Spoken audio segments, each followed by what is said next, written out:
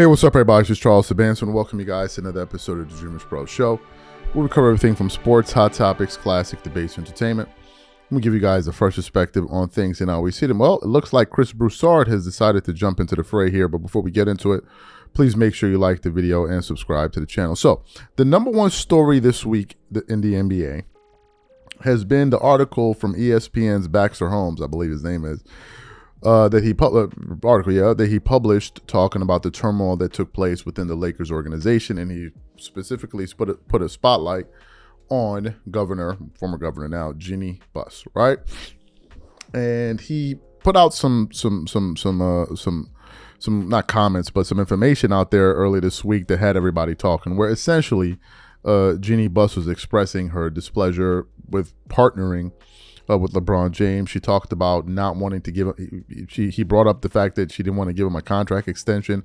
She didn't like the fact that he showed no accountability for the Russell Westbrook debacle, and then he didn't show enough appreciation for the team drafting Bronny. So you had all of that, right? And everyone reacted to it. Then immediately a lot of these guys came out, the LeBron guy, you know who they are, they all started pushing back. Nick Wright, Shannon Sharp, Stephen A. Smith, he bent the knee on ESPN. Brian Windhorst, who has no shame, he went on ESPN and bent the knee as well. And a bunch of other people that we can't remember right now. So just this morning, I was going through the internet here, and I was surprised to hear that Broussard, first things first, decided to weigh in on the issue. But not only did Chris weigh in on the issue, he took a brutal shot, not only at Jeanie Buss, but also her siblings, and saying that LeBron James going to the Lakers saved her and her siblings from being an abject failure ever since taking over, since her father, Jerry Buss, passed away. And I was like, goodness Lord. But before we even get into what Broussard had to say, today's video is brought to you by a sponsor, Prize Picks. Prize Picks is America's #1 daily fantasy sports with over 10 million members. Prize Picks makes it easy to get real money action on the sports and players you love. You pick more or less on at least 2 for a shot to win up to 100 times your cash. For example, this week I'm really looking forward to some of these upcoming games. This week I'm picking Stephen Curry for more than 29 points. I'm picking Kevin Durant for more than 27 points. I'm picking Giannis Antetokounmpo for more than 12 rebounds, and I'm picking Luka Doncic for more than 8 assists. If you're like me and you like to play it safe, you'll love Prize Picks' new feature, Flex Plays. It's the safest way to play. You can still cash out even if your lineup isn't perfect. Plus, you can double your money even if one of your picks doesn't hit. On top of this, Prize Picks puts their members first, so all withdrawals are fast, safe, and secure. When my picks hit, I can get my money as quick as in 15 minutes. So download the Prize Picks app today and use code CLNS to get $50 instantly when you play $5. That's code CLNS on Prize Picks to get $50 instantly when you play $5. You don't even need to win to receive the $50 bonus. It's guaranteed.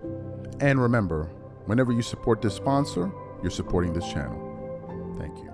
Okay, great. So what we want to do now is I want to play what Broussard had to say here. I want you guys to listen to all of it. Nick Wright is going to speak first, unfortunately. And then we're going to come back and continue on. Take a listen to his comments here. Your reaction to that?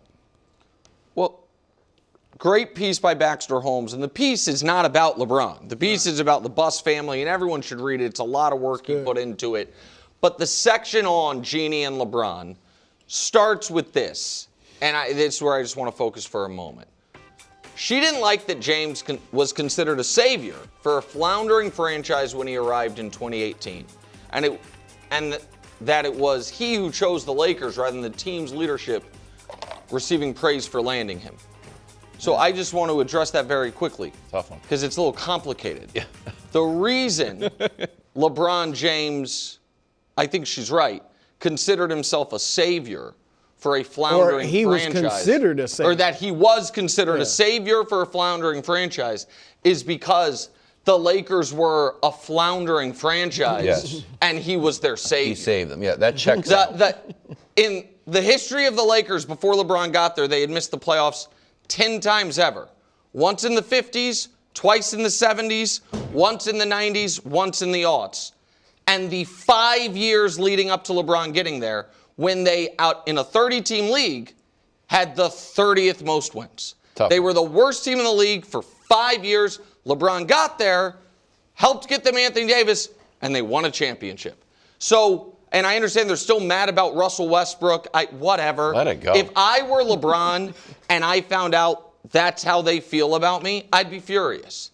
And I think, does LeBron have a big ego? I've heard that. You know what? I think that's probably true. See a lot to deal with? Yeah. But does anyone deserve to feel like this franchise was on the brink and I got him back? And do I think it's because he wanted to live in L.A. or because of an awesome PowerPoint by Rob Pelinka? I think it's because he wanted to live in L.A. So I just don't understand the bitterness there, Brew. And it's a weird thing to come out. Look, I believe LeBron and Jeanie Buss have had a solid relationship. Mm-hmm. I also believe that they could have a solid and good relationship. I believe LeBron when he says, I thought it was good. And I believe they could have that relationship and still it be true that she's in the office, said to somebody, oh, now we putting the Westbrook thing on us, or, something like that. Or, we drafted Bronny for him. He should be great, stuff like that. You can call it two-faced, whatever, but that happens. People say things behind people's back and they still may have a good relationship with that person. So I kind of think it's like that. I don't think Jeanie, I don't think, I could be wrong, I don't think she dislikes LeBron or think, all that, while I do believe the stuff that's in the article. But I agree with you, Nick. Look, the bottom line is Jeanie Buss and the Lakers and the Buss family should be grateful that LeBron decided, I want to go to the Lakers. Because you are right. If LeBron, now we don't know who they would have drafted, whatever would have happened, but there's no evidence from, as you said, the 5 previous years before LeBron went there. There's no evidence since Jerry Buss, their dad, passed away in 2013 that they would have figured it out. Correct. LeBron just chose to go to LA because it's a great franchise and LA's a great city. And then he got you Anthony Davis. And if you didn't have Anthony Davis, you wouldn't have Luka. Right. All right. So he did save the franchise. He got them one championship. All right. And I'm going to say, if LeBron had not decided to go to the Lakers, the Buss children, let's say they still sold after 12 years, would go down as abject failures as far as the owner. The dad, Showtime, Kobe and Shaq, Kobe and Powell, all those championships. And since then, outside of LeBron, nothing.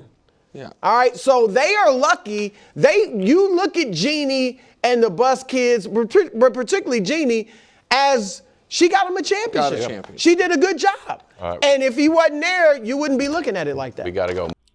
So you heard what Chris had to say. What are my thoughts about this?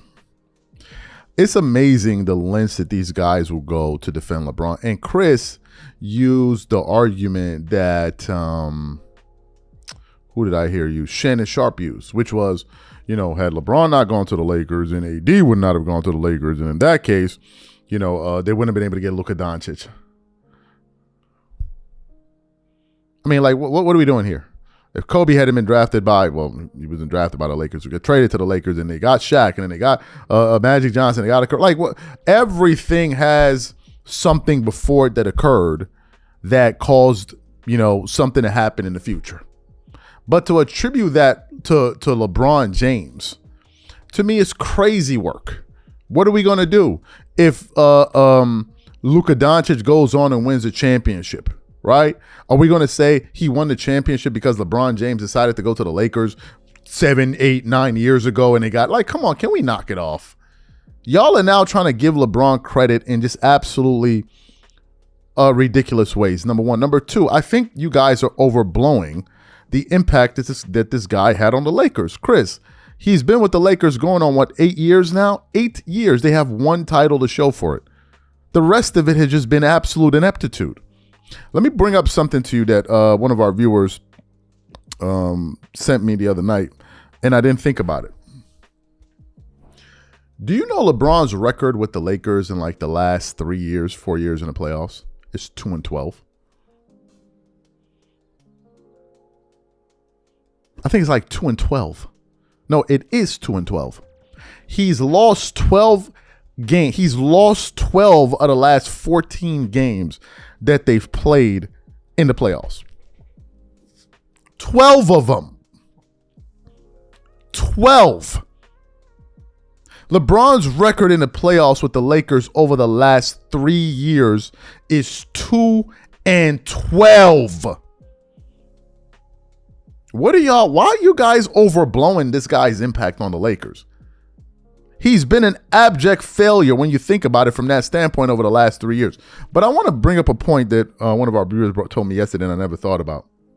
He said Kobe Bryant was able to extract more playoff success with teammates like Smush Parker, Lamar Odom, I think Chris Mims, and those guys against top-tier teams like the Phoenix Suns that they lost the 3-1 lead on.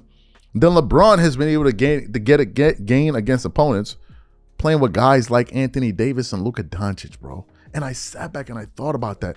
I said, that is crazy. That is crazy when you think about it. I had never even considered that. They won one title in the bubble under unusual circumstances. Go back and look at the bubble. Go back and look at who they beat in the finals. Go back and look at that roster that they played in the finals against the Miami Heat. So that one title makes up for the 7 years of ineptitude, because that's really what it's been. Firing of coaches, the turmoil in terms of drafting this guy, then the clown show of trading for Russell Westbrook, then the clown show of drafting for Bronny. Like, what are we talking about here? Saved them? What did he save them from? Now, we got some other proof to you that Broussard and all of these guys are 100% off the mark here. 100% off the mark. But we're going to get to that in some subsequent shows. But for now, you guys let me know what you think about this in the comment section, and we'll catch you guys on the next show. Peace.